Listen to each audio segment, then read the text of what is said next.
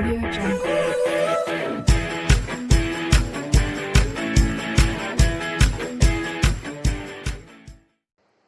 So now today I am going to start UP TGT Science 2001 का paper है। कुछ student की demand थी कि सर इंग्लिश में भी क्वेश्चन होना चाहिए, तो इसलिए इंग्लिश और हिंदी दोनों में क्वेश्चन लिखे हुए हैं।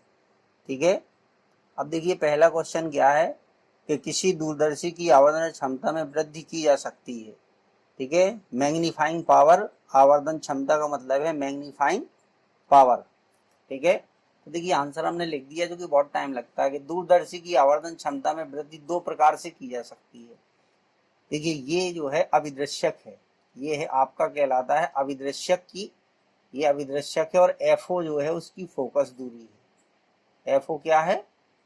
उसकी फोकस दूरी है। ये अभिदृश्यक है और ये कहलाता है नेत्रिका, आई पीस। ठीक है, तो या तो हम क्या करें कि हाई पावर की हम नेत्रिका को लगा दें, या एफओ को बढ़ाएं और एफई को घटाएं, यानी अभिदृश्यक की फोकस दूरी को बढ़ाकर और एफई को घटाकर। ये दोनों काम एक साथ होंगे तो दो तरीके से की जा सकती है। तो इसका आंसर क्या है? By fitting eyepiece of high power. ठीक है, उच्च शक्ति की नेत्रिका लगाकर हम ये काम कर सकते हैं। दूसरा क्वेश्चन क्या है? देखिए विवर्तन व अपवर्तन संकेत करते हैं। जो विवर्तन और अपवर्तन है, ठीक है, ये वेव नेचर को रिप्रेजेंट करते हैं। तरंग प्रकृति क्या है? वेव नेचर को रिप्रेजेंट करते हैं ये। तो वेव नेचर जो है वो व्यतिकरण में भी होता है, विवर्तन में भी होता है, अपवर्तन में भी होता है। ठीक है, ये तरंग प्रकृति का उदाहरण है। थर्ड क्वेश्चन क्या है? देखिए इंग्लिश में है या हिंदी में है। एक्स बराबर A sine omega t plus pi by 6। ठीक है, यहाँ पर हमें कलांतर फाइंड करना है, या इसको हम कहते हैं फेस डिफरेंस। ठीक है, तो फेस डिफरेंस क्या होता है? देखिए जो फेस डिफरेंस होता है, कलांतर, कलांतर बराबर क्या होता है? Five dash minus five. ठीक है, या five two minus five one. इसको ऐसे भी हम लिख सकते थे कि five two minus five one. ठीक है, अब देखिए इस वाले सब इक्वेशन दिया है x बराबर A sine omega t plus pi by 6। तो यहाँ से जो फाइव वन होगा वो हमारा आ जाएगा पाई बाई 6, ये आ जाएगा। और दूसरी इक्वेशन क्या है? x बराबर ए कॉस ओमेगा टी। ठीक है, इसको आप क्या लिख सकते? इसको हम लिख सकते A sine omega t plus pi by 2, क्योंकि साइन 90 प्लस थीटा क्या होता है? कॉस थीटा होता है। ठीक है, तो ये हो जाएगा A sine omega t plus pi by 2। तो यहाँ से फाइव टू की जो वैल्यू है वो आएगी पाई बाई 2। ठीक है, बस अब इसमें ये वैल्यू यहाँ पे पुट कर दीजिए, तो कलांतर क्या होगा? Five two minus five one pi by 6। तो देखिए ना, पाई बाई 2 मतलब 90 डिग्री, पाई बाई 6 30 डिग्री। तो आंसर कितना आ जाएगा? पाई बाई 3 इसका जो है वो आंसर आ जाएगा। तो ऑप्शन ए करेक्ट हो जाएगा। पाई बाई 3 जो है वो इसका आंसर आएगा।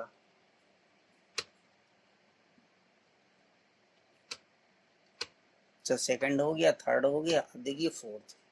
ठीक है, तो फोर्थ क्वेश्चन में क्या है? कह रहे दो निकटवर्ती कुंजी एक साथ दबा दी गई, इनके द्वारा उत्सर्जित स्वरों की आवृत्तियां N1 एवं N2 है। प्रति सेकंड सुनाए गए विस्पंदनों की संख्या, यानी नंबर ऑफ बीट्स पर सेकंड।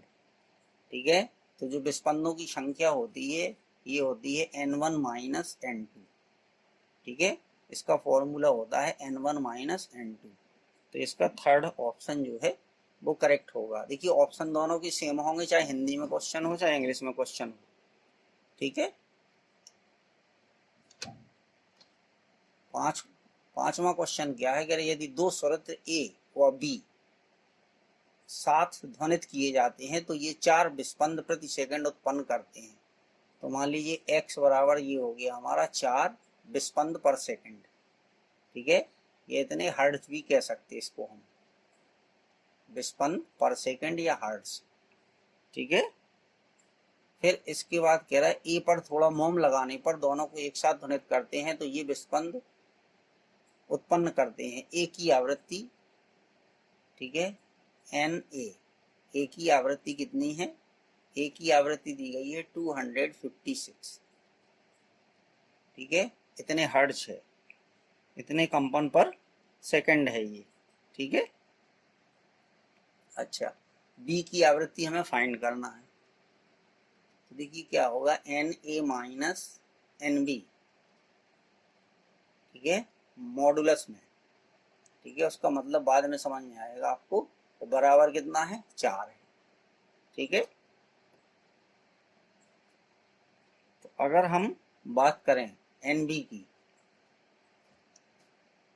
एन बी बराबर क्या हो जाएगा, 256 प्लस माइनस 4, देखिए ये मतलब है इसका, ठीक है, यानी इसकी फ्रिक्वेंसी क्या हो सकती है, 256 में प्लस 4 भी हो सकते हैं और माइनस 4 भी हो सकते हैं, तो 252 होगी या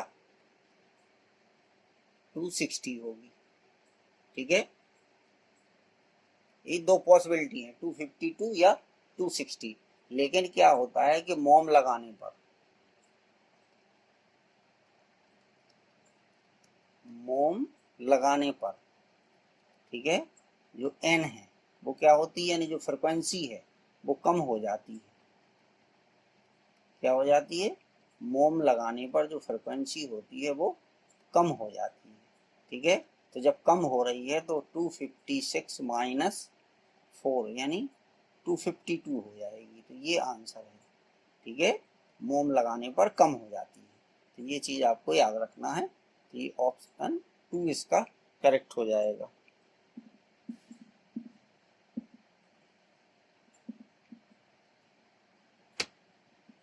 अब देखिए 6 क्वेश्चन में क्या है, एल लंबाई की तनी हुई डोरी, A stretched string of length L fixed at both ends can sustain a stationary wave of wave length lambda, या L लंबाई की तनी हुई डोरी जिसके दोनों सिरों पर कसा गया है लैम्डा तरंग दैर्ध्य की अप्रगामी, अग्रगामी का मतलब यहाँ पर है अप्रगामी,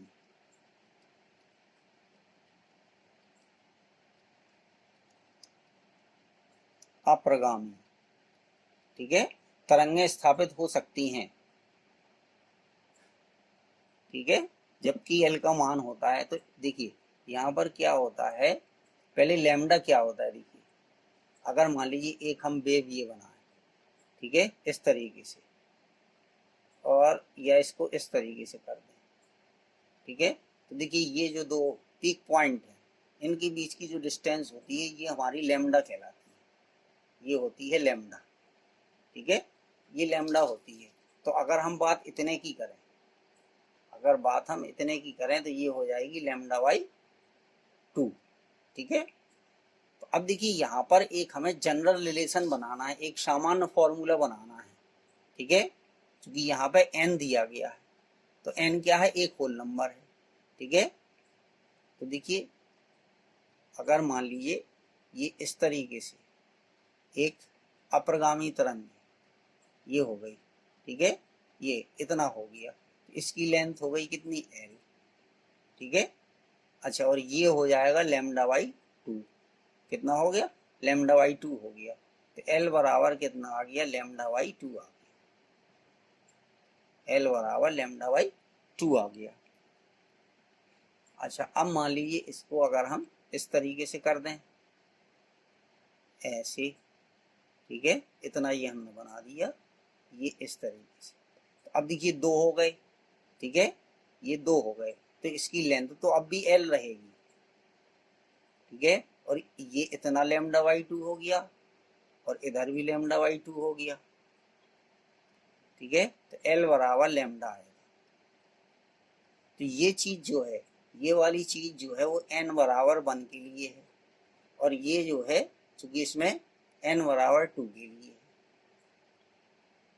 ठीक है, n बराबर 2 के लिए। यहाँ पे देखिए एक ही नोड बन रहा है, यहाँ पर 2 नोड बन रहे हैं, तो ये n बराबर 2 के लिए है। अब अगर n की वैल्यू हम यहाँ पे किसी में भी रखें, ठीक है, तो देखिए क्या n की वैल्यू अगर यहाँ पे हम 1 रखते हैं इस वाले में, ठीक है, तो ये हमें l बराबर लेमडा नहीं मिलेगा, यहाँ भी नहीं मिलेगा, यहाँ पे n होगा, ठीक है। तो इसमें अगर हम n की वैल्यू रखें, ठीक है, थर्ड ऑप्शन में देखिए n बराबर यहाँ पे हम 1 रखें, तो लेमडा इज इक्वल टू ये आ गया 2l, ठीक है। तो यहाँ पे देखिए यह l बराबर लेमडा बाई 2, l बराबर कितना हो जाएगा, लेमडा बाई 2 हो जाएगा। फिर यहाँ पे n की वैल्यू 2 रखिए, तो जब n की वैल्यू आप 2 रखोगे तो लेमडा बराबर l आ जाएगा। तो ये जनरल फॉर्मूला ये बना हमारा, ये जनरल फॉर्मूला है। अगर इसमें n की वैल्यू 1 और 2 रखते हैं तो 1 रखने पर ये मिल जाता है, 2 रखने पर ये मिल जाता है, तो इसलिए थर्ड ऑप्शन ही इसका करेक्ट होगा। 7 में क्या है, जब स्रोत एवं प्रेक्षक दोनों गतिमान है, ठीक है, तो ये देखिए डॉपलर इफेक्ट होता है, तो आभासी परिवर्तन ज्ञात करने संबंधी नियम है, तो ये चीज डॉपलर इफेक्ट में है, ये डॉपलर इफेक्ट है। 8 क्वेश्चन क्या है, बिंदु आवेश के लिए विद्युत क्षेत्र की तीव्रता E दूरी r के साथ परिवर्तित होती है, ठीक है। तो देखिए अगर विद्युत क्षेत्र की तीव्रता की बात हम करें, बिंदु आवेश के लिए विद्युत क्षेत्र की तीव्रता E, ठीक है, तो E बराबर क्या होता है, E बराबर होता है 1/4 पाई एप्सिलॉन 0 Q/r², ठीक है। तो अब इसमें कौन सा रिलेशन है, तो देखिए 1/4 पाई एप्सिलॉन 0 और Q, इनको अगर हम कांस्टेंट मान लें तो E प्रोपोर्शनल क्या हो जाएगा, 1/r², तो पहला ऑप्शन इसका करेक्ट हो जाएगा। तो एक फॉर्मूला ही था ये। 9 में क्या है, एक घनाकार बॉक्स को प्लस Q आवेश दिया जाता है, एक दीवार से निर्गत हो रहे कुल फ्लक्स का मान है, ठीक है। तो ये जो फ्लक्स होता है ये बराबर होता है Q/ε0, ठीक है, निर्गत आवेश बटे ε0, तो ये फर्स्ट ऑप्शन जो है इसका करेक्ट हो जाएगा। देखिए 11 क्वेश्चन, वो 10 क्वेश्चन में क्या है, एक वैद्युत क्षेत्र, एक वैद्युत द्विध्रुव से इसकी अक्षीय स्थिति में इससे कुछ दूरी पर स्थित एक आवेश बल F अनुभव करता है, यदि दूरी दोगुनी कर दें तब आवेश पर बल होगा। तो अक्षीय स्थिति जो है या अक्षीय स्थिति,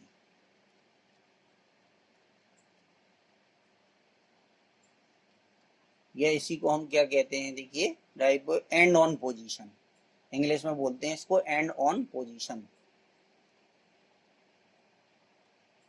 तो अक्षीय स्थिति की बात हम करते हैं, देखिए तो अक्षीय स्थिति में E बराबर क्या होगा, E बराबर हो जाएगा 1/4 पाई एप्सिलॉन 0,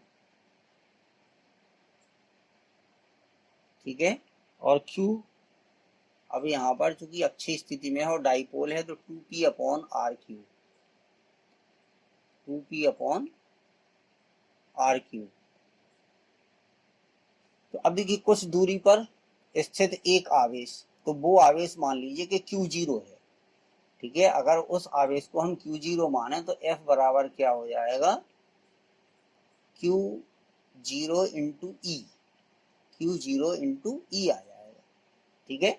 तब यहाँ पर देखिए हमें और किसी की वैल्यू नहीं दी है, यहाँ पर ये कहा गया है कि दूरी दोगुनी कर दें, दूरी दोगुनी कर दें, यानी अगर हम R2 बराबर कितना हो जाए 2R1, ठीक है, तो यहाँ से क्या हो जाएगा कि F प्रोपोर्शनल किसके आ जाएगा, F प्रोपोर्शनल आ जाएगा 1/r³ के, क्योंकि बाकी सब कांस्टेंट मान लेंगे, क्योंकि R में ही चेंज हो रहा, बाकी किसी में चेंज नहीं हो रहा है, ठीक है। तो ये हो जाएगा कि F1/F2 इक्वल टू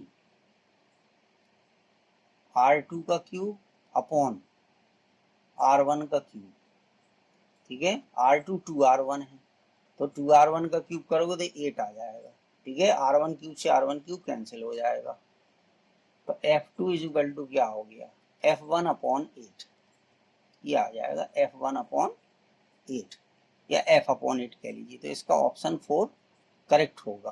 तो ये 10 क्वेश्चन थे जो आपको इस तरीके से करने थे। Okay, thank you.